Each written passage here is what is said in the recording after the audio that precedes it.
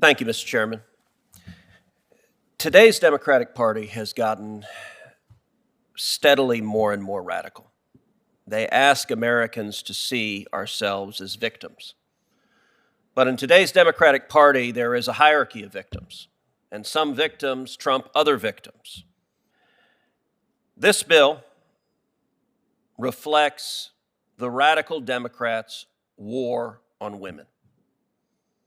The Democrats have made the decision that women are not high enough on the hierarchy of victims, and so this bill would, in effect, repeal Title IX, which created an incredible revolution of girls' sports and women's sports in colleges and universities and in high schools and junior highs throughout this country.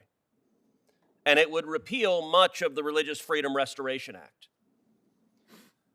This bill is not a discrimination bill.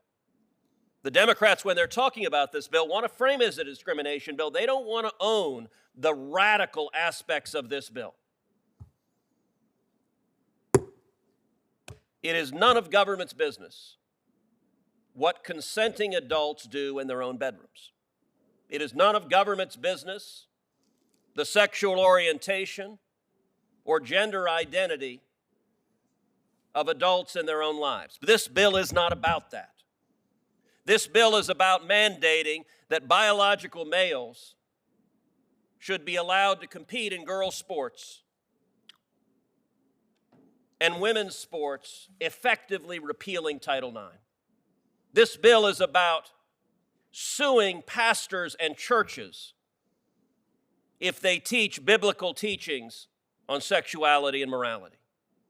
This bill is about suing you, an individual citizen, if you dare speak and disagree with their mandated orthodoxy. This bill is about power, and this bill is dangerous. You know, it is striking and it's revealing that when Senator Grassley asked for an additional witness to be added to this panel, Kathy Mitchell, who is the mother of a student athlete harmed by the policies of the Equality Act, the Democratic majority refused. They didn't want the American people to hear from Kathy Mitchell, to hear about the unfairness to little girls having girls' sports destroyed because of the radical policies of today's Democrats. Ms. Shire, in your judgment, what are the risks to young girls and to young women if this bill is passed? Well, it will end women's sports, and all those girls who dreamed of going out of the team will take a look at the risks to their health, to their body, to their safety, and the incredibly long shot of ever succeeding, and they won't bother.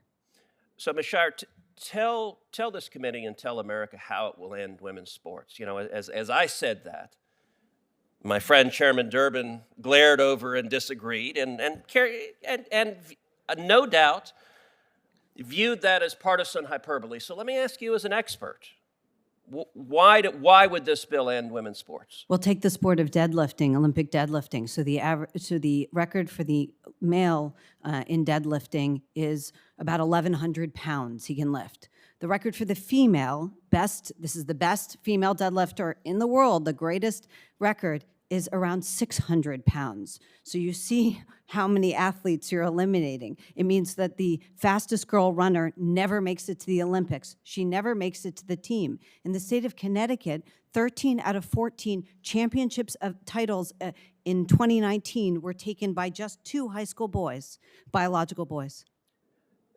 So pause and reflect. I mean, that stat is amazing. You just told this committee in Connecticut, 13 out of 14 titles in girls' sports and track were taken by 2 biological boys, which means biological girls, their sports are eliminated. Yes, and those biological boys who had competed in the past on boys' teams had no standout achievements on their on the boys' teams. You know, I have to say, as the father of 2 young girls, that girls' sports has had a profound impact in their lives. Our youngest girl, Catherine, plays softball every Sunday. I'm out on the softball field with her at practice. And the discipline, the teamwork, the camaraderie, the competitiveness that girls' sports teaches is effectively destroyed from this bill. Ms. Hassan, let me ask you, what are the consequences for pastors and churches and individuals expressing either free speech or religious liberty if this radical bill becomes law?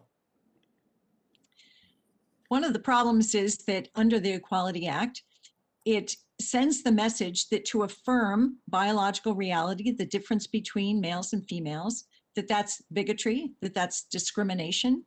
And there are many religious congregations that hold that as a matter of faith. So here we are, that's going to be now redefined as something that to hold that belief is. So, Ms. Hassan, you're saying if I say boys are different from girls, that I could be sued in the private workplace just as an individual citizen? I think we're opening up that risk, and I think we're going to see harassment lawsuits as well, because there's a chilling effect. If the whole idea here is to affirm that biological sex doesn't matter, that all that matters is self-perception, then we're going to see that coming out as a sword.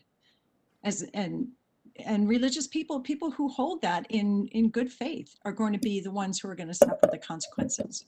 Thank you. And go ahead and finish your reply. you know, the other comment I was going to say is that for religious organizations, we've heard so much about the effect of the pandemic, and it mystifies me why we would want to disincentivize religious organizations from serving, why we would want to make it more difficult for them to remain true to their beliefs and to serve the marginalized and vulnerable, as religious organizations do so well for our country.